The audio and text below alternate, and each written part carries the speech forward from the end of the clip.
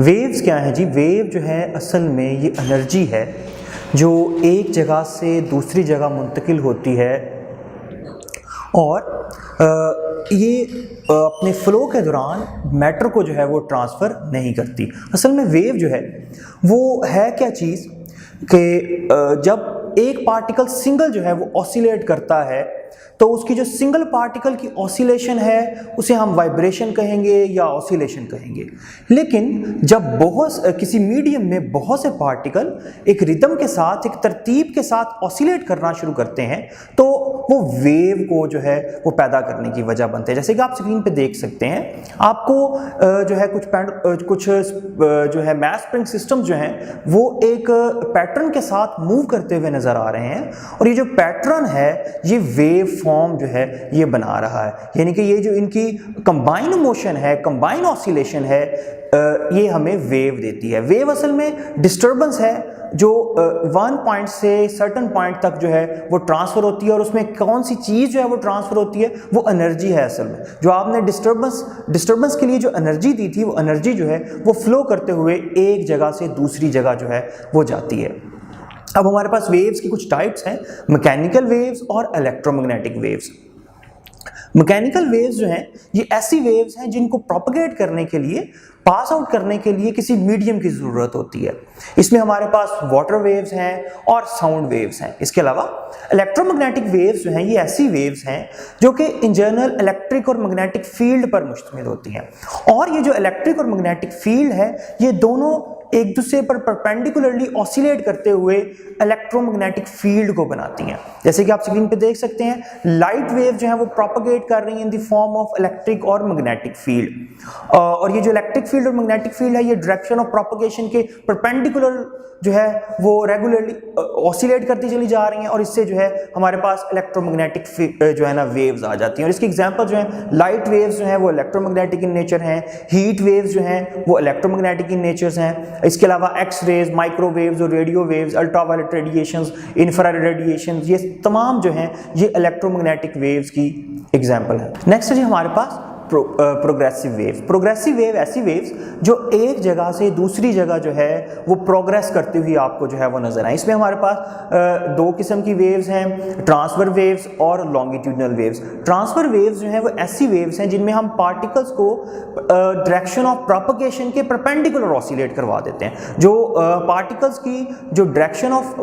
जो ऑसिलेशन है वो डायरेक्शन ऑफ प्रोपगेशन के परपेंडिकुलर होगी। जैसे कि आप स्क्रीन पे देख सकते हैं, पार्टिकल्स को परपेंडिकुलरली ऑसिलेट किया गया और वो जो पार्टिकल जो हैं वो रेगुलरली ऑसिलेट करना शुरू करते हैं और उनकी वजह से एनर्जी जो है वो परपेंडिकुलरली ऑसिलेट करते हुए आगे की तरफ जा रही है। ऐसी वेव्स को हम ट्रांसवर्स वेव्स कहेंगे। जबकि जो लॉन्गिट्यूडनल वेव्स हैं उसमें जो पार्टिकल की ऑसिलेशन है वो डायरेक्शन ऑफ प्रोपगेशन के पैरेलल होती है कि जी आपने पार्टिकल्स को ऑसिलेट करवाया, आपने मीडियम को डिस्टर्ब किया और मीडियम जो है उसमें जो पार्टिकल्स हैं वो इस तरह से ऑसिलेट करते हैं कि उनकी जो डायरेक्शन ऑफ प्रोपगेशन है वो उसी डायरेक्शन में जिस डायरेक्शन में आपने पार्टिकल्स को ऑसिलेट करवाया है।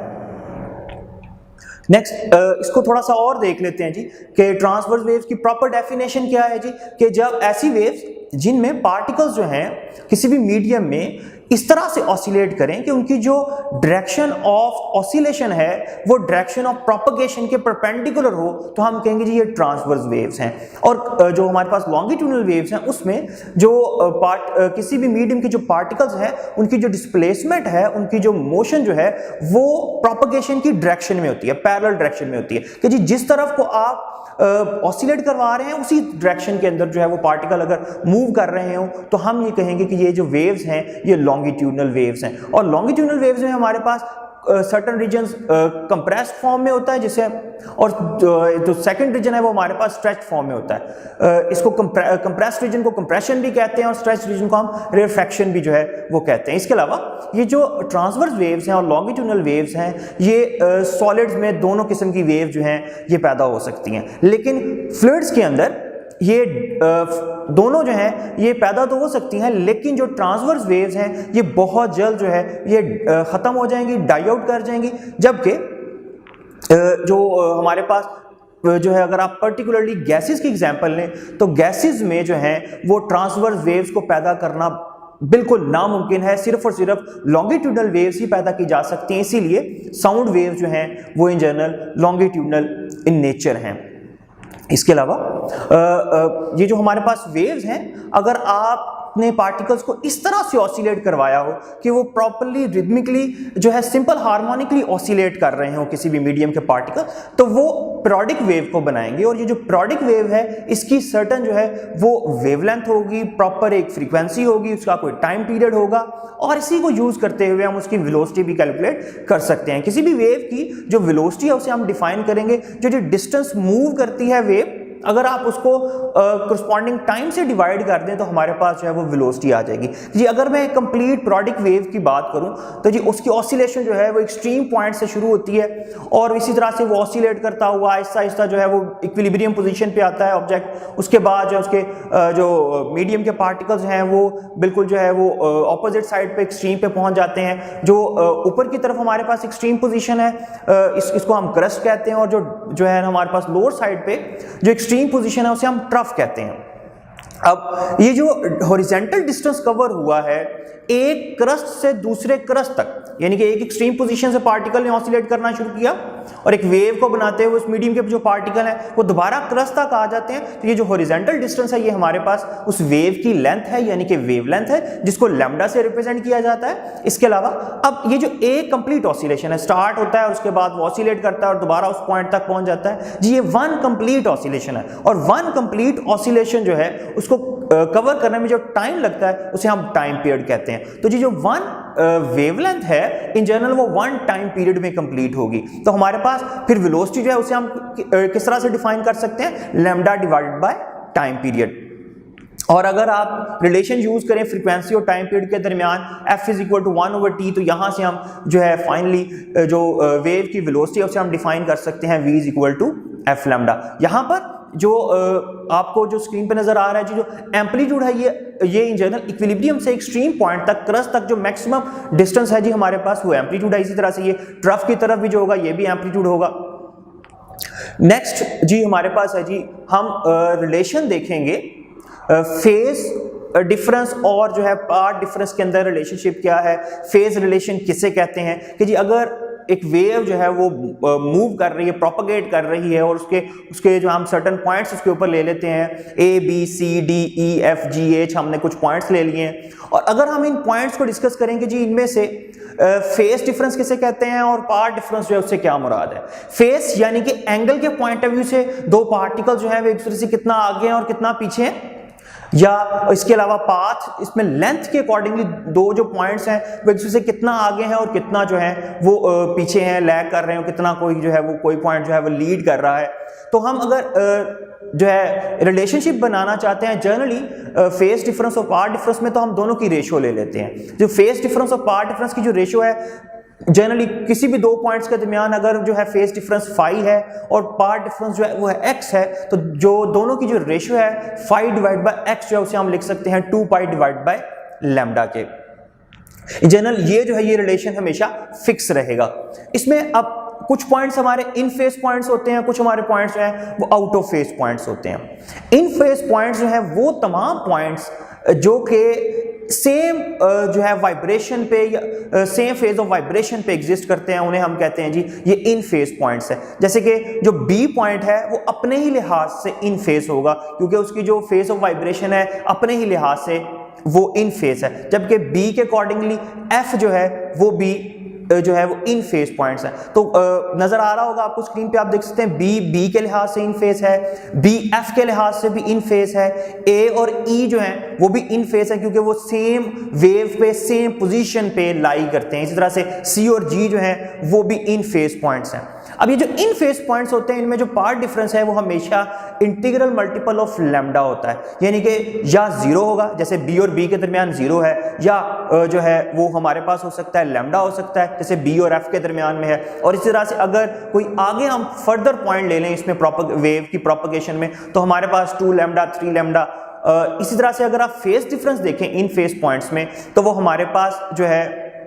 वो 2n पाई होगा, यानी कि जो अगर आप बी और बी के अकॉर्डिंगली देखें तो हमारे पास 0 फेज डिफरेंस है, इसके इस तरह से बी है, एफ में देखें तो हमारे पास 2 पाई फेज डिफरेंस है एंड सो ऑन, इसी तरह से 4 पाई 6 पाई हमारे पास आता चला जाएगा। नेक्स्ट हमारे पास जो आउट ऑफ फेज पॉइंट्स हैं वो ऐसे पॉइंट्स हैं जो कि किसी भी वेव पर ऑपोजिट लोकेशंस के ऊपर एग्जिस्ट करते हैं, जैसे कि बी और डी जो हैं वो हमारे पास जो हैं वो आउट ऑफ फेज पॉइंट्स हैं। बी जो है वो क्रस्ट पे है, डी जो है वो ट्रफ पर है, बिल्कुल ऑपोजिट जो है ना वो पोजीशन पे है। इसी तरह से डी और एफ जो है वो हमारे पास जो है वो आउट ऑफ फेस है। इसके अलावा एफ और एच जो है वो हमारे पास आउट ऑफ फेस है, बी और एच जो है वो हमारे पास आउट ऑफ फेस है। और पाथ डिफरेंस जो है वो आउट ऑफ फेस पॉइंट्स के लिए हमेशा हाफ ऑड इंटीग्रल मल्टीपल होता है, हाफ ऑड इंटीग्रल मल्टीपल, यानी कि इसमें 2 का फैक्टर हाफ वाला फैक्टर आएगा लेकिन सिर्फ ओड नंबर्स के साथ, λ/2, 3λ/2, 5λ/2, इस तरह से सो ऑन आगे की तरफ 2n+1 डिवाइड बाय 2 लैम्डा। इस तरह से फेस डिफरेंस जो है वो हमारे पास जो है वो पाई, 3 पाई, 5 पाई एंड सो ऑन जो है वो हमारे पास होगा। नेक्स्ट जी हमारे पास स्पीड ऑफ साउंड। तो स्पीड ऑफ साउंड किसी भी मीडियम के अंदर जो उसे हम डिफाइन करते हैं v = e डिवाइड बाय रो। अब यहाँ पे E जो है वो इलास्टिक मॉडुलस है, यानी कि उसे हम डिफाइन करेंगे स्ट्रेस ओवर स्ट्रेन, ये जो है कंप्रेसिबिलिटी फैक्टर है, जबकि जो रो है वो हमारे पास डेंसिटी है जिसे हम डिफाइन करेंगे मास पर यूनिट वॉल्यूम, और ये हमारे पास इनर्शिया को कॉरेस्पॉन्ड करता है। और जो स्पीड ऑफ साउंड है वो किसी भी मीडियम की कंप्रेसिबिलिटी और उसके इनर्शिया पे डिपेंड करती है। अब जो सॉलिड्स हैं उसके लिए हमारे उसमें हमेशा जो साउंड है, साउंड की स्पीड जो है वो ज्यादा होगी, लिक्विड में उससे कम होगी और गैसेस में जो है वो सबसे कम स्पीड होती है। इसकी वजह यह है कि सॉलिड में जो है वो जो पार्टिकल्स हैं वो एक दूसरे के क्लोज होंगे, लिक्विड में थोड़ा अवे हो जाते हैं और गैसेस में जो है वो पार्टिकल्स काफी अवे होते हैं। इस वजह से प्रोपगेशन जो है वो सॉलिड में बहुत तेज होगी, लिक्विड में उससे कम होगी, और गैसेस में जो है वो प्रोपगेशन की जो स्पीड है वो सबसे कम होगी सॉलिड्स और लिक्विड के अकॉर्डिंगली। स्पीड ऑफ साउंड को कैलकुलेट करने के लिए सबसे पहले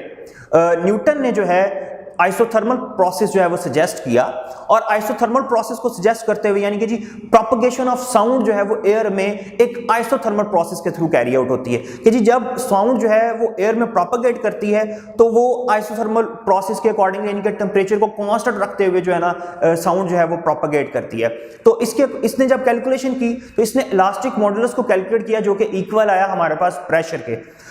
एटमॉस्फेरिक प्रेशर के। जब हम जो है general atmospheric pressure STP standard temperature and pressure पे जो है सब्स्टिट्यूट करते हैं उसकी वैल्यू, और हवा की जो डेंसिटी है वो सब्स्टिट्यूट करते हैं, तो हमारे पास न्यूटन ने जो कैलकुलेशन की उसके मुताबिक जो रिलेशन आता है स्पीड ऑफ साउंड का 0 सेंटीग्रेड पे वो है जी हमारे पास 280 मीटर पर सेकंड। लेकिन एक्चुअल वैल्यू जो है वो ये नहीं थी, तकरीबन 50 का डिफरेंस आ रहा है एक्चुअल वैल्यू और न्यूटन्स की कैलकुलेशन में। तो अब ये प्रॉब्लम कहां पर है जी, ये रिजल्ट तो ठीक नहीं है। तो इसको लप्लास जो है वो करेक्ट करता है, और लप्लास ये कहता है कि साउंड की जो स्पीड है वो बहुत ज्यादा है, इनफ है, इतनी इनफ है कि जी ये जो प्रोसेस है ये आइसोथर्मल नहीं हो सकता। आइसोथर्मल जनरली जो है ये स्लो प्रोसेस होते हैं। तो फिर ये जो प्रोसेस है प्रोपगेशन ऑफ साउंड का ये लाजमी तौर पर जो है अगर आइसोथर्मल नहीं है तो मे बी ये एडियाबैटिक प्रोसेस है। लप्लास जो है वो एडियाबैटिक प्रोसेस को इस्तेमाल करते हुए और बॉयज लॉ को यूज करते हुए जो है एडियाबैटिक प्रोसेस में कैलकुलेशंस करता है। तो उसकी कैलकुलेशन में हमारे पास जो इलास्टिक मॉडुलस है वो आता है जी गैमा पी के। यहाँ पे गैमा जो है ये रेशियो है मोलर स्पेसिफिक हीट्स की, और इसकी जो वैल्यू है डायटोमिक गैस के लिए वो है जी हमारे पास 1.4। और आप अगेन प्रेशर की वैल्यू सब्स्टिट्यूट करते हैं, डेंसिटी एयर की डेंसिटी लगाते हैं, यूज करते हैं जी, तो हमारे पास जो है speed of sound in air at 0 degree centigrade Laplace जो है वो कैलकुलेट करता है एडियाबैटिक प्रोसेस को यूज करते हुए। तो उसका आंसर आता है जी हमारे पास 332 मीटर पर सेकंड, जो कि एग्जैक्ट वैल्यू है। तो जी जो साउंड की जो प्रोपगेशन है एयर में वो आइसोथर्मल प्रोसेस नहीं है, वो एडियाबैटिक प्रोसेस है। नेक्स्ट है जी, क्या ये जो स्पीड ऑफ साउंड है ये किन किन फैक्टर्स के ऊपर जो है वो डिपेंड करती है? क्या ये स्पीड ऑफ साउंड का जो रिलेशन है हमारे पास v = γ p डिवाइड बाय रो, क्या ये इस इक्वेशन में हमें नजर आ रहा है कि हमारे पास ये जो स्पीड ऑफ साउंड है ये p प्रेशर पर डिपेंड करती हुई नजर आ रही है, डेंसिटी पर डिपेंड करती है, लेकिन एक्चुअली ये जो स्पीड ऑफ साउंड है ये प्रेशर पर डिपेंड नहीं करती, क्योंकि अगर प्रेशर चेंज होगा तो उसके बिल्कुल अकॉर्डिंगली डेंसिटी भी चेंज हो जाएगी। तो क्योंकि P और डेंसिटी जो है वो डायरेक्टली रिलेटेड है, अगर P बढ़ेगा तो डेंसिटी भी बढ़ जाएगी, तो जो रेशियो है वो हमेशा सेम रहेगी। तो प्रेशर की वजह से स्पीड ऑफ साउंड पे कोई फर्क नहीं होता। इसके अलावा क्या अगर डेंसिटी जो है वो चेंज की जाए टेम्परेचर को कांस्टेंट रखते हुए तो क्या कोई फर्क पड़ेगा? एग्जैक्टली डेंसिटी को चेंज करने से जो है वो वेलोसिटी जो है वो चेंज हो जाती है। अगर डेंसिटी बढ़ जाएगी तो स्पीड जो है वो लाजमी तौर पे कम हो जाएगी साउंड की उस मीडियम में से। अब ये जो डेंसिटी है इसमें से जो अहम फैक्टर है वो मैस है, क्योंकि अगर आप टेम्परेचर कांस्टेंट कर रहे हैं तो आप इन जनरल वॉल्यूम कांस्टेंट कर रहे हैं। तो डेंसिटी में जो अहम चीज जो है जिसमें वेरिएशन हो सकती है वो मैस है। मैस अगर किसी भी गैस का वो ज्यादा कर दिया जाएगा, हम हैवी गैस यूज कर लेते हैं, तो उसमें जो है वो स्पीड जो है साउंड की वो कम होगी, जबकि अगर लाइटर गैस हो तो उसमें जो है वो स्पीड की साउंड की जो स्पीड है वो ज्यादा होगी।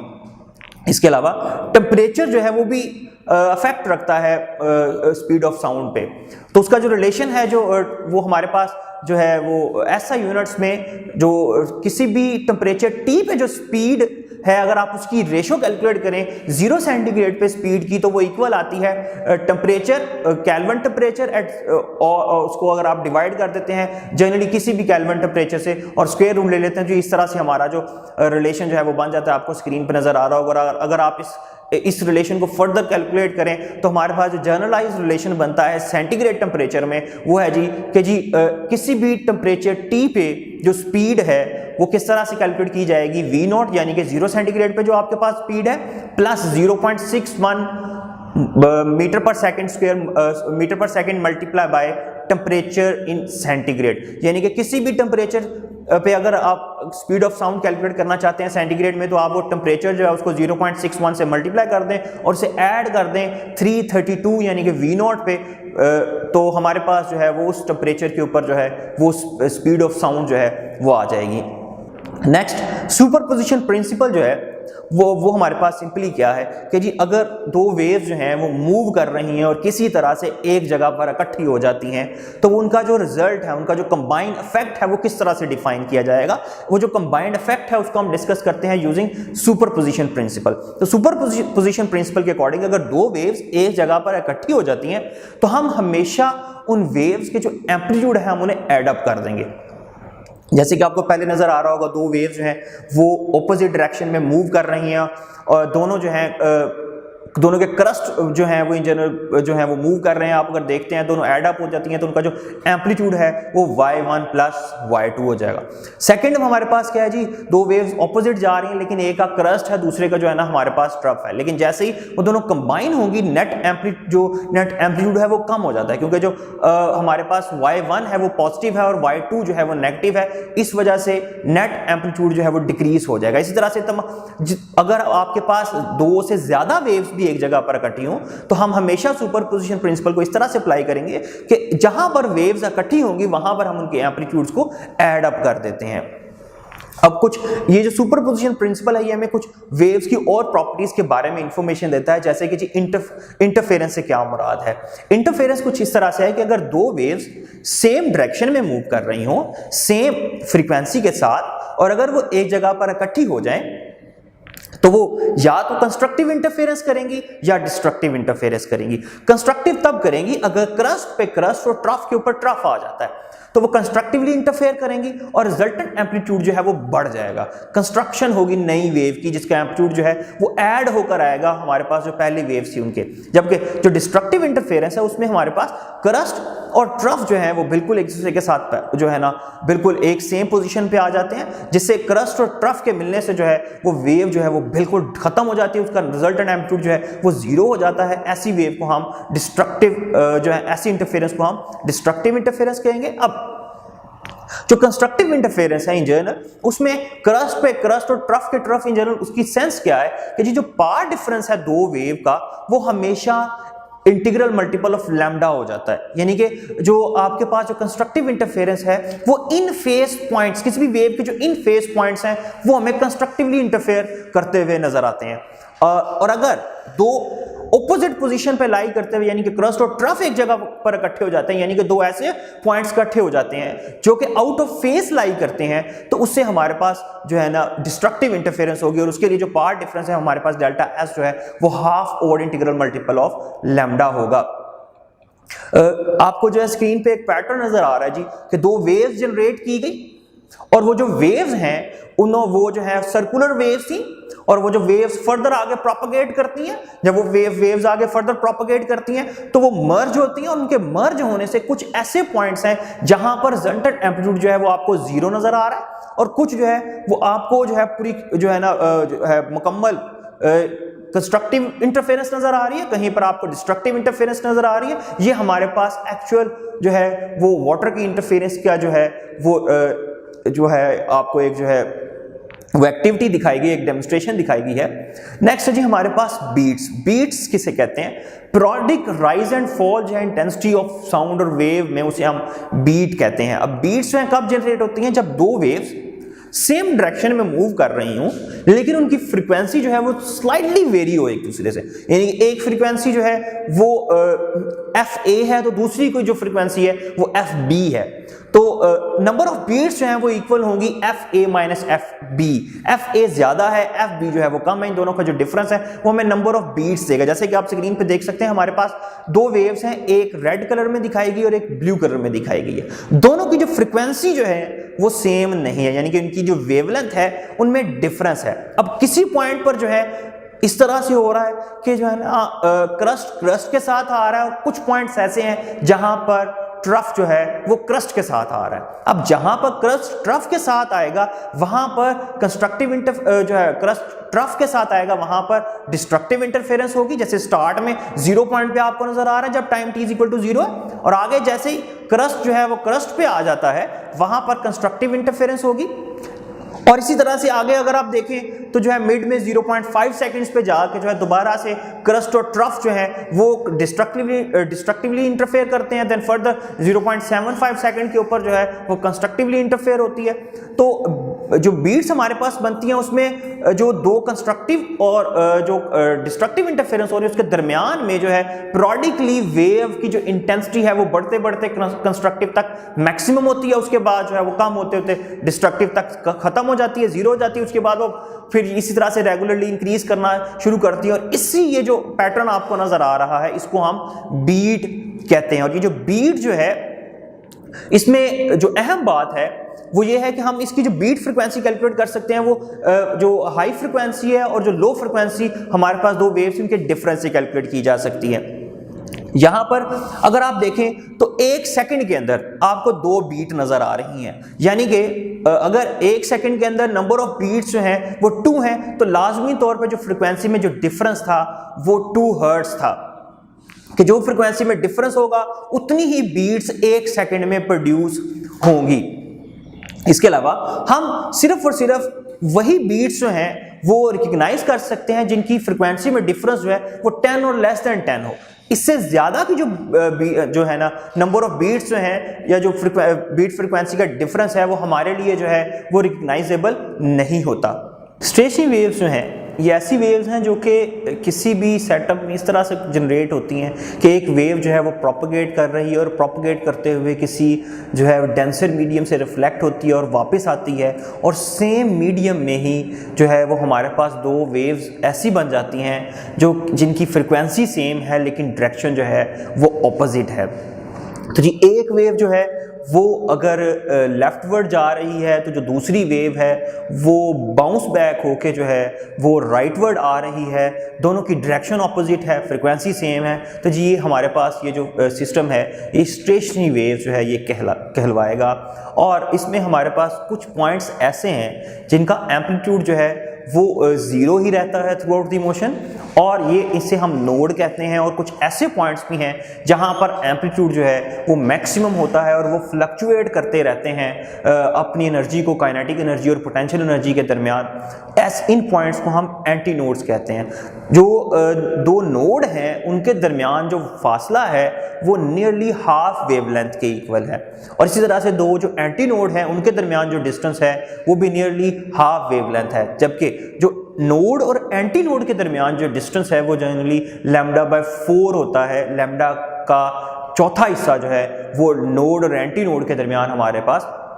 डिस्टेंस है। स्टेशनरी वेव्स को स्टैंडिंग वेव्स भी कहते हैं। इनको स्टैंडिंग वेव्स और स्टेशनरी वेव्स इसलिए कहा जाता है क्योंकि इनमें एनर्जी जो है वो फ्लो नहीं करती बल्कि दो नोड्स के दरमियान रुक कर रह जाती है, बिल्कुल स्टैंड हो जाती है। नोड्स जो हैं क्योंकि वो उनका जो डिस्प्लेसमेंट है वो जीरो है, वो एनर्जी को फ्लो करने नहीं देते। तो स्टैंडिंग वेव्स और स्टेशनरी वेव्स में जो एनर्जी है वो हमेशा नोड्स के दरमियान जो है एक किस्म की फंस के रह जाएगी, वो फ्लो जो है वो नहीं कर सकेगी। और जो एंटी नोड है उसमें काइनेटिक एनर्जी पोटेंशियल एनर्जी में, पोटेंशियल एनर्जी काइनेटिक एनर्जी में चेंज उसी जगह पर होती रहती है, लेकिन फ्लो जो है वो इन वेव्स में एनर्जी का नहीं होता। हम स्टेशनरी वेव्स को जो है मुख्तलिफ सेटअप्स में देखते हैं, जैसे कि अगर हमारे पास एक स्ट्रेच स्ट्रिंग है और आप उसको डिस्टॉर्ट कर देते हैं, आप उसको जो है वो प्लग करते हैं सेंटर से, तो उस स्ट्रेच स्ट्रिंग में जो है वो वेव जनरेट होगी, स्टेशनरी वेव जनरेट होगी। वो जाकर जो है वो ऑपोजिट एंड पे टकराएगी और फिर वहाँ से जो है वो रिफ्लेक्ट बैक होगी, और ऑपोजिट दो वेव्स होगी, एक जो है वो लेफ्ट साइड पे जा रही है, दूसरी राइट साइड पे जा रही है, और इन दोनों के कम्बिनेशन से जो है वो हमारे पास स्टेशनरी वेव्स बन रही है। अब जो स्ट्रेच स्ट्रिंग है उसकी जो स्पीड है उसमें वेव की, उसे हम कैलकुलेट करते हैं square root tension divide by mass per unit length से, जिसके लिए हम जो रिलेशन यूज करते हैं square root f divide by m। यहाँ पर f जो है वो टेंशन है और जो स्मॉल m है ये मास पर यूनिट लेंथ को रिप्रेजेंट कर रहा है हमारी स्ट्रिंग के। अब अगर आप जो है वो सिंगल जो है वो लूप की बात करें, तो जब हमारे पास सिंगल लूप बन रहा है तो जो होल लेंथ है वो दो नोड्स के दरमियान होगी, तो L जो है वो λ/2 के इक्वल होगा। तो यहाँ से हमारे पास जो है जो फ्रीक्वेंसी आएगी F1 वो इक्वल होगी 1/2L into square root F/m। इसे लॉ ऑफ वाइब्रेशन भी कहते हैं, और ये हमें ये जो लॉ ऑफ वाइब्रेशन है जिसको फंडामेंटल फ्रीक्वेंसी भी कहते हैं, यानी कि ये फर्स्ट हार्मोनिक फ्रीक्वेंसी है जो कि हमारे पास जो है सिंगल लूप से आई है। ये जो लॉ ऑफ वाइब्रेशन है इसमें हमारे पास जो है फ्रीक्वेंसी जो है वो तीन चीज़ों के साथ रिलेट करती है। एक जी ये रिलेट करती है लेंथ के साथ, और एक हमारे पास ये रिलेट करती है जी टेंशन के साथ, और एक जो है स्ट्रिंग के मास पे भी जो है ये डिपेंड करती है। इसे हम लॉ ऑफ वाइब्रेशन कहते हैं। सेकंड जी हमारे पास है जी, अगर जो है प्लग आप थोड़ा सेंटर की बजाय साइड से करें तो हमारे पास जो है नंबर ऑफ लूप्स जो हैं वो डबल हो जाएंगे। देन हमारे पास जो L है अब वो उसमें जो है नंबर ऑफ नोड्स जो हैं वो 3 आ गए हैं, तो जो लेंथ है वो टोटल वेवलेंथ के इक्वल है। इस तरह से हमारे पास अब जो सेकंड फ्रीक्वेंसी होगी, सेकंड हार्मोनिक फ्रीक्वेंसी जो है वो F2 होगी, और वो इक्वल होती है जी जो हमारे पास फंडामेंटल फ्रीक्वेंसी है उसके डबल होती है, यानी कि F2 is equal to 2F1। इस तरह से अगर 3 लूप आ जाएं तो जो थर्ड हार्मोनिक है स्ट्रेच स्ट्रिंग के लिए वो हमारे पास उसकी जो फ्रीक्वेंसी है वो 3F1 होती है। इसी तरह से 4F1। अब ये जो हार्मोनिक्स हैं, यानी कि जो स्ट्रेच स्ट्रिंग के अंदर जो ऑसिलेशन है ये एक हार्मोनिक सीरीज को जनरेट करती है, और ये जो हार्मोनिक सीरीज है ये हमेशा फंडामेंटल फ्रीक्वेंसी के ऊपर डिपेंड करेगी, और फंडामेंटल फ्रीक्वेंसी जो है ये लेंथ पे डिपेंड करती है, ये टेंशन पे डिपेंड करती है, और मास पे डिपेंड करती है। अगर आप इन तीनों में से किसी को भी चेंज करते हो तो फंडामेंटल फ्रीक्वेंसी चेंज होगी, जिससे पूरी की पूरी हार्मोनिक सीरीज जो है वो चेंज हो जाएगी। अब ये जो हार्मोनिक सीरीज है ये डिस्क्रीट इन नेचर है। डिस्क्रीट इन नेचर का क्या मतलब है जी, हमारे पास F1 के अकॉर्डिंगली ये सारी फ्रीक्वेंसी जनरेट होती है। अगर F1 जो है वो 2 हर्ट्ज है तो सेकंड जो है वो 4 हर्ट्ज होगी, थर्ड जो है वो 6 हर्ट्ज होगी, एंड सो ऑन। इसी तरह से इवन नंबर्स आते चले जाएंगे, जबकि जो इसके मिडल नंबर्स हैं 2 और 4 के दरमियान वो एग्जिस्ट नहीं करते, सिर्फ और सिर्फ डिस्क्रीट वैल्यूज आएंगी 2, 4, 6, 8, 10 एंड सो ऑन। देन अगर हम जो है एक सेकंड एग्जांपल देख लें कि जी हमारे पास जो है वेव जनरेट हुई हैं एक एयर कॉलम में, तो जो ये जो वेव जनरेट हुई हैं एयर कॉलम में, अब हमारे पास जो है एयर कॉलम के अंदर दो कैटेगरीज आ जाती हैं कि जी एक हमारे पास जो एयर कॉलम वो जो पाइप वो जो हमारे पास पाइप है जिसमें से एयर जो है वो फ्लो कर रही है, साउंड फ्लो कर रही है और जो है ना वो स्टेशनरी वेव्स बना रही हैं, वो जो पाइप है वो ओपन एट बोथ एंड्स है या वो जो है ओपन एट वन एंड है कि अगर वो दोनों तरफ से ओपन है तो क्या बिहेवियर होगा और अगर एक तरफ से ओपन है तो क्या बिहेवियर होगा। तो जी अगर हमारे पास जो है ओपन एट बोथ एंड्स है तो हमारे पास जो है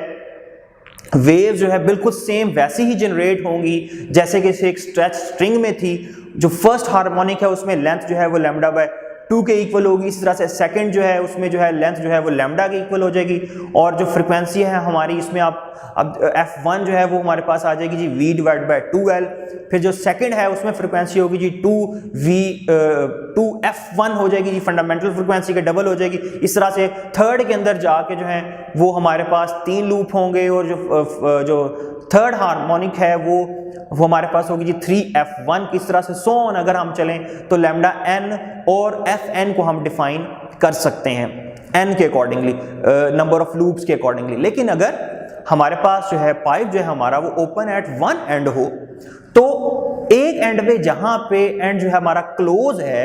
वहां पर हमेशा नोड बनेगा और जो एंड ओपन है वहां पर हमेशा एंटी नोड बनेगा। अब ओपन एट वन एंड पे हमारे पास जो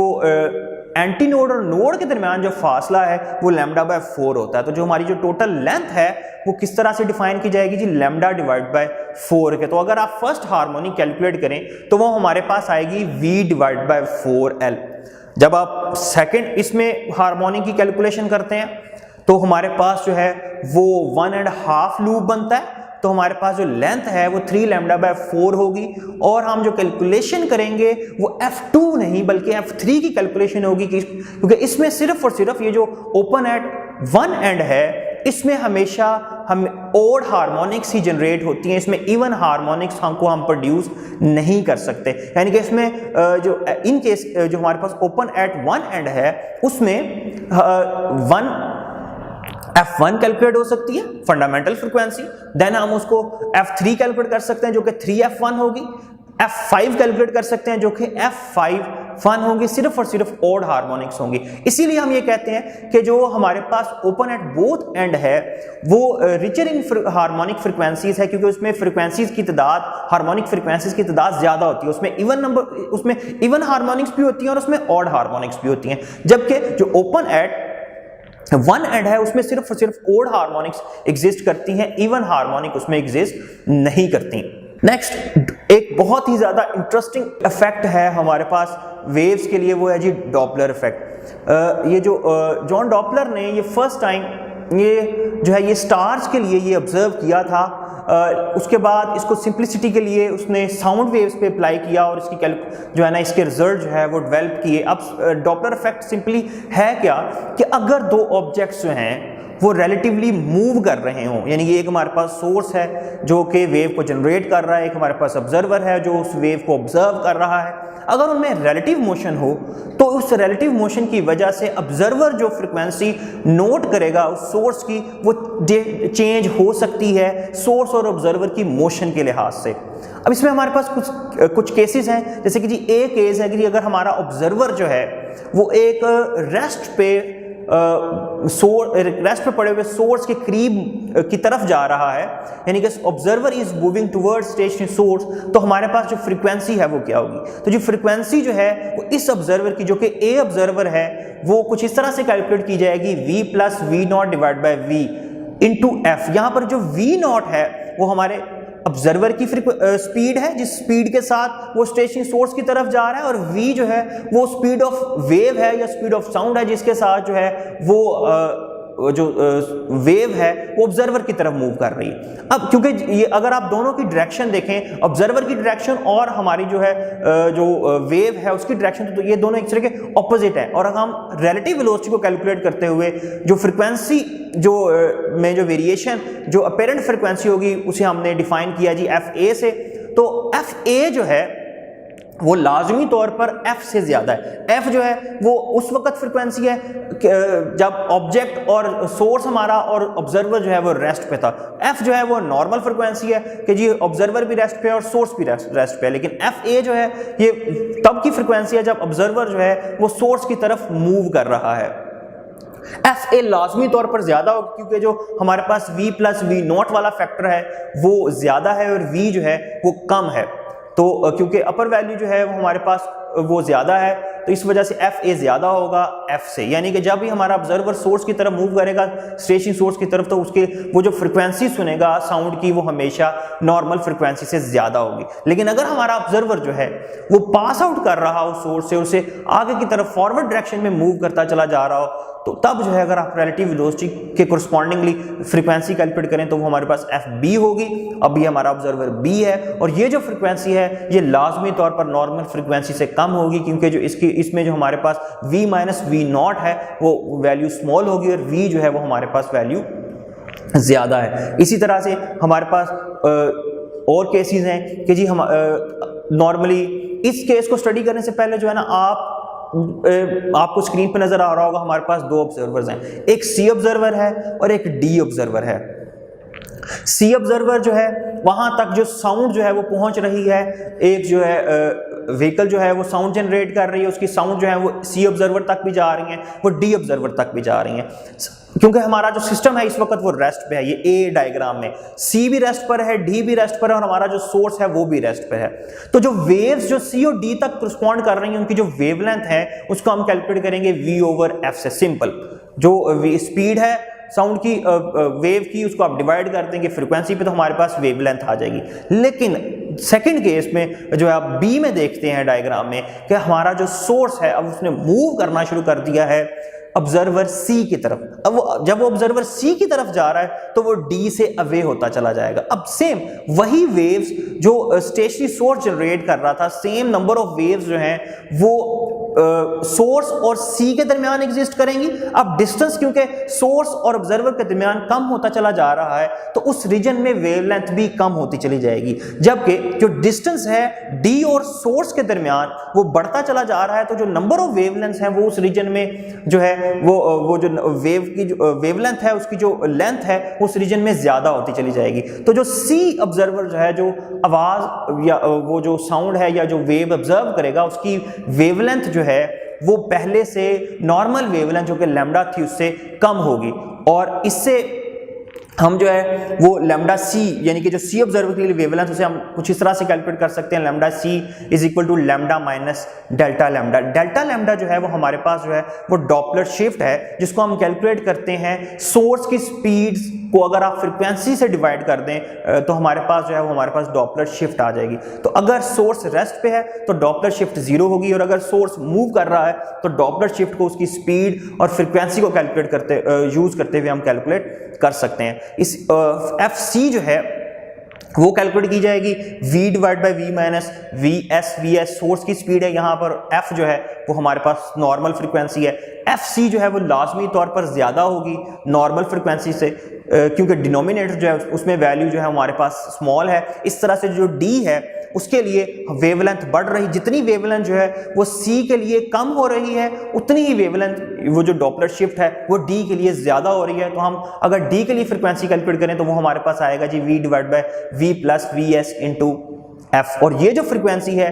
एफ डी जो है ये कम होगी क्योंकि इसमें हमारे पास जो डिनोमिनेटर है v प्लस एस वो ज्यादा है। यानी कि जब कोई सोर्स जो है वो किसी ऑब्जर्वर की तरफ मूव करता है तो वो जो ऑब्जर्वर है वो एक हाई फ्रिक्वेंसी साउंड वो जो वेव या साउंड की जो वो साउंड जो है वो सुनेगा। इस तरह से अगर हमारा जो सोर्स है वो एक ऑब्जर्वर से दूर जा रहा है तो वो जो हमारा ऑब्जर्वर है वो लाजमी तौर पर एक ऐसी आवाज सुनेगा या ऐसी वेव को ऑब्जर्व करेगा जिसकी जो फ्रीक्वेंसी जो है वो कम है। डॉपलर इफेक्ट की आम जिंदगी में बहुत सी एप्लीकेशंस हैं जिसमें से कुछ जो है जिनका जिक्र करना चाहेंगे कि जी सबसे पहली एप्लीकेशन है जी रडार सिस्टम में। तो रडार सिस्टम में हम जो है वो एरोप्लेन्स की जो पोजीशन है उनकी जो लोकेशन है उनकी जो स्पीड है वो हमारी तरफ आ रहे हैं हमसे दूर जा रहे हैं, ये सब चीज़ हम कैलकुलेट कर सकते हैं। उनकी एक्यूरेट पोजीशन को डिटरमिन किया जा सकता है रडार सिस्टम को इस्तेमाल करते हुए। इसमें हमारे पास जो है इलेक्ट्रोमैग्नेटिक वेव्स जो हैं ये एरोप्लेन तक सेंड की जाती हैं, वो एरोप्लेन से जो है वो बाउंस बैक होकर वापस आती हैं, जो और ये जो दोनों वेव जो आउटवर्ड गई थी और जो वापस आई हैं, उन दोनों की जो वेवलेंथ में उनकी जो फ्रीक्वेंसी में जो डिफरेंस है उसको कैलकुलेट करते हुए हम उनकी पोजीशन और स्पीड जो है वो कैलकुलेट कर सकते हैं। इसके अलावा जो है सोनार जो है उसमें वो हम यूज़ करते हैं। इसमें हमारे पास जो है नॉर्मली हम अंडर वाटर ऑब्जेक्ट्स को डिटेक्ट करने के लिए इसे इस्तेमाल किया जाता है। इसके अलावा जो है सोनार जो है वो मिलिट्री पर्पसेस के लिए भी इस्तेमाल होता है, जिसमें जो है वो अंडर वाटर जो है सबमरीन्स को डिटेक्ट करने के लिए, या जो है वो हमारे पास जो है वो माइंस को डिटेक्ट करने के लिए इस्तेमाल होता है। इसके अलावा हम सोनार से जो है वो जो डेप्थ है किसी भी सी की वो भी कैलकुलेट कर सकते हैं। सोनार जो है वो मुख्तलिफ और भी जानवर जो है कुछ एनिमल्स भी यूज़ करते हैं जो है ना अपनी पोजीशन को लोकेट करने के लिए। फिश जो है डॉल्फिन्स भी यूज़ करती हैं इसे जो है ना अपने जो है ना अपनी खुराक को तलाश करने के लिए। इसके अलावा हमारे जो एस्ट्रोनॉमी जो है, एस्ट्रोनॉमी में हम डॉपलर इफेक्ट को यूज़ करते हैं मुख्तलिफ गैलेक्सीज और स्टार्स की पोजीशन और उनकी speed with respect to earth calculate करने के लिए कि जी जैसे कि जी हमारे पास रेड शिफ्ट है, हमारे पास ब्लू शिफ्ट है। अब रेड शिफ्ट से क्या मुराद है कि जी अगर कोई गैलेक्सी और स्टार जिसको आप ऑब्जर्व कर रहे हैं वो आपके रिस्पेक्ट से यानी कि विद रिस्पेक्ट टू अर्थ और विद रिस्पेक्ट टू ऑब्जर्वर जो है अगर वो अवे जा रहा होगा तो जो लाइट आप तक पहुंचेगी वो लाजमी तौर पर जो है वो हायर वेवलेंथ में होगी, उसकी फ्रीक्वेंसी जो है वो कम होगी। उसे हम रेड जो है ना शिफ्ट कहते हैं, क्योंकि जो रेड कलर की जो वेवलेंथ है वो ज़्यादा होती है, नियरली 700 नैनोमीटर के करीब। तो जी उसमें हमारे पास वेवलेंथ ज़्यादा महसूस होती है और फ्रीक्वेंसी जो है वो कम ऑब्जर्व होती है। यानी कि ऑब्जेक्ट जब दूर जा रहा होगा हमारा जो सोर्स है ऑब्जर्वर के लिहाज से तो फ्रीक्वेंसी कम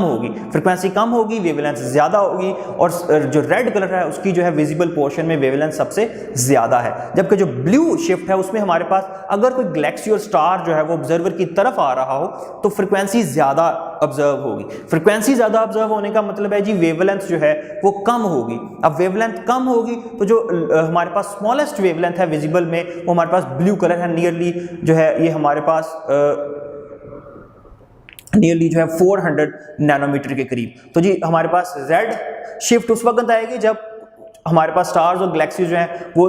ज़मीन से दूर जा रही हों, और ब्लू शिफ्ट उस वक्त आएगी जब कोई स्टार या गैलेक्सी जिसको आप ऑब्जर्व करते हैं जो कि ज़मीन की तरफ मूव कर रही है। नेक्स्ट है जी इसकी हमारे पास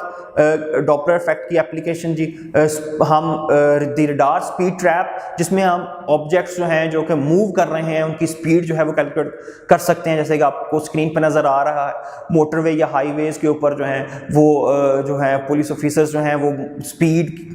की डिटेक्शन के लिए जो कैमरा यूज़ करते हैं स्पेसिफिक कैमरा, उसको हम स्पीड ट्रैप कैमरास कहते हैं, जिससे जो है वो जो मुख्तलिफ कार जो व्हीकल्स जो मूव कर रहे हैं उनकी स्पीड की जो है कैलकुलेशंस की जा सकती हैं।